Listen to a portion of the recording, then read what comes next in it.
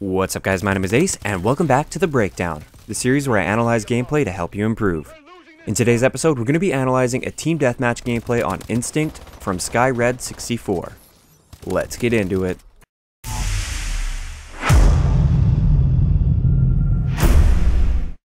Alright guys, let's kick it off with the class that he decided to use. So we have the HBRA Average Joe, which is an awesome variant. I actually really enjoy the Average Joe. I think it's a professional variant, but I still find it's very, very good. For attachments, we have foregrip, suppressor, and quick draw grip. Now these are all great attachments for this gun. The foregrip I really like using on the HBRA just because it has some kind of random and unpredictable side-to-side recoil, and the grip just takes a lot of that away. So that's why I really like using foregrip with the HBRA. The suppressor, not a bad choice with this particular class setup. This is sort of a stealthy class setup, so I like the choice of suppressor, especially in Team Deathmatch, which this is. And then we have quick draw grip, which I always recommend using either quick draw grip or adjustable stock on assault rifles. It just helps you out so much in gunfights, and I feel like it's really needed to compete with the really powerful SMGs like the ASM-1.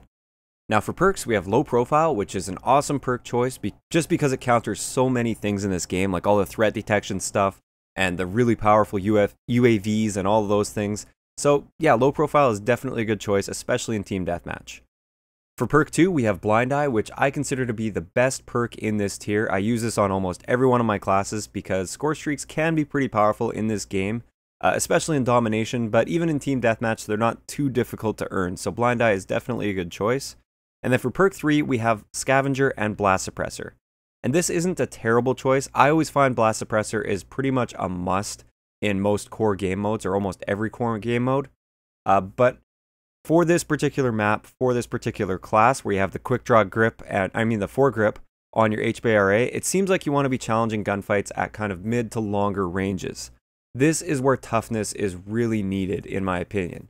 And this is why I feel you should have used toughness instead of scavenger on this. Another reason for that is your score streaks. You're not going for a really high score streak, so you don't really need scavenger. You can always pick up a gun if you need to, but you didn't really go on any streaks in this gameplay anyways, so I feel like toughness would have served you much better in this particular gameplay. Alright, so let's kick off the gameplay. At the beginning of the match, I like that you came over to this spot right here. You knew where this spot was, you knew the line of sight that you had, and you were set up before your enemy got around that corner. It was great, you knew where he was going to be, and you also kind of peppered the trigger there. You didn't just hold the trigger full auto as soon as you saw that enemy, and if you would have completely missed your enemy. You might have hit 1 or 2 shots, but you wouldn't have gotten the kill very likely. So I like that you sort of peppered the trigger there. You understand that the HBRA does have some recoil, and you controlled it very, very well. Now, fast forwarding a little bit, you didn't really miss anything there. I want to stop it right now. Look at the mini-map in this current situation. He's got his teammates pushing up on this right-hand side of the map. They're all facing the same direction, and he's got nobody to his left or behind him. So this is where you should recognize that the map is completely exposed to your left side and to your rear, and you're the guy at the back of the pack. So this is sort of your responsibility. It's very likely that if you don't have teammates in an area, that enemies can definitely be there, and probably are there if they're moving around at all.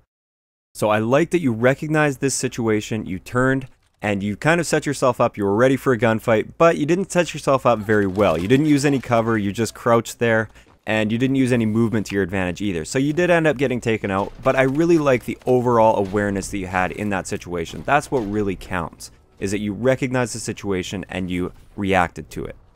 Now coming up right here, this is a situation I also wanted to point out. This is a death that you get that could have easily been avoided. When you come around this corner, this has to do with map knowledge as well. When you come around this corner, you have to realize that you're exposing yourself to a big portion of the map, but you can also see a big portion of the map. So you want to use this to your advantage. This is a good corner to either peek around, see what's going on, and always have that option to just dash behind cover if the situation's not good like it is right now, or do what your teammate to your left did and just dash straight through here as fast as possible and then force your enemy to react to you while you still have the cover. What you did instead is you just kind of sprinted around the corner and dropped down. And by dropping down like that, you put yourself in a situation that you can't escape. There's no escape from this situation. You have to fight it out now, and you don't have the advantage against this guy because he was ready for you and you weren't ready for him, so he was able to take you out very easily. Coming off of spawn here, you make a mistake that I see you make a few times in this gameplay. Some maps it's not really important to think about this too much, but on this map it's very important. When you spawn in, take a second to just think about the situation that you're in. Look at your minimap, see where your teammates are, see what's safe, what's not, and then make your move. Instead, you just rushed straight out into the open. You wanted to get back in the action. You wanted to get back over to where all those enemies were that had just killed you. And because of that, you kind of had tunnel vision and you just jumped right out into the open and this enemy popped up and killed you. And it was a very easy kill, and it definitely was a preventable death if you would have just taken that second to realize that you didn't have teammates locking down that one pathway that that enemy came from. You could have come out with your sights up, ready to go, or you could have used cover in this situation to try and challenge this enemy, or just avoid this enemy completely. But instead, you just jumped right out into the open, and this got you killed. So skipping ahead a little bit, it's kind of the reverse of that last situation. So now you're the guy pushing in towards the enemy spawn. You get a nice kill here, and you're pushing up, and you know the enemies are spawning back in that corner. Yet you still sprint around this corner. By sprinting around the corner, your gun's up. You can't actually aim or fire at the moment. It takes a while to get your gun up. And right around here, this is a very dangerous corner to be coming around, because the enemy has a lot of different options for pieces of cover to use, whereas you have no cover at all right now. And it's also very likely that there's going to be multiple enemies that are just coming off of spawn in that back corner, because that's a very, very common spawn point. So I would expect at least 2 to 3 enemies over there. And another thing is, if you look at your minimap right now, behind you where that temple is, like the middle temple area, you don't have any teammates that are directly controlling that middle temple. So it's very likely that an enemy could have pushed up in that area and is up either in the top temple or the bottom temple area, and yet you didn't check that before sprinting around the corner and into the action towards the dots. So it seemed like you got a little bit of tunnel vision here. You saw some dots on the minimap and you just chased them. So you came around the corner, you did manage to get this kill, and that was good. You drop shotted, that was nice. And then this second guy, he actually should have killed you. He had better cover than you did. Well, you had no cover. He did have cover. Yet, by drop shotting, you were able to stay alive, and your teammate also helped you out and cleaned up that kill for you. So you did get lucky in this situation. But there's that guy in the middle of the map that you should have been thinking about. So when you do want to be aggressive, don't just dive in blindly with tunnel vision trying to get that one kill that you see on the minimap. Think about what's going to happen if you push around that corner. Are you going to be shot in the back? Is it possible there's enemies in other directions that you haven't looked at? Always be aware of this. Now right here is a situation that I really wanted to point out in this gameplay. It's one of the reasons I chose this gameplay, was because of this situation. So you see on your minimap, you're coming off a spawn here, and that dot just popped up on your minimap. There's an enemy that's pushed up, and he's kind of getting in towards your spawn.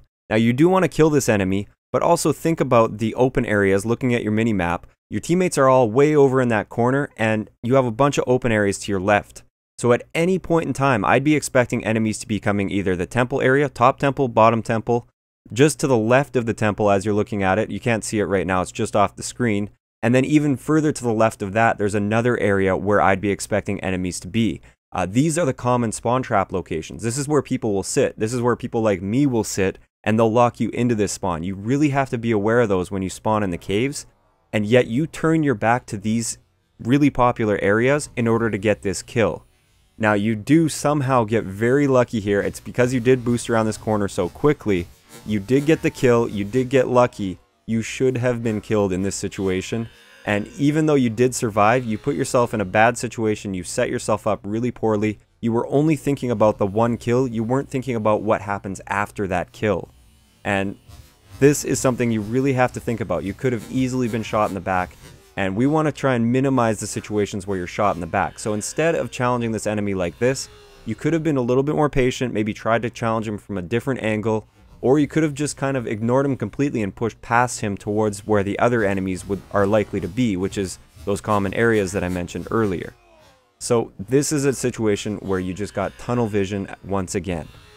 One thing that I liked is the way that you got yourself out of this situation. You came around this corner with your sights up, you knew exactly where to expect the enemy to be, and that allowed you to take him out with ease. But right here, I don't know what you were really thinking, to be honest.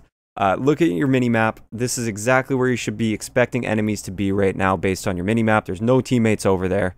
They have cover. You just jumped right out into the open, and again, I don't think you really thought this through too much. What happens once you jump around this corner? Once you land, if you even get the chance to land on the ground, what do? Where's your cover? You have no cover to get to.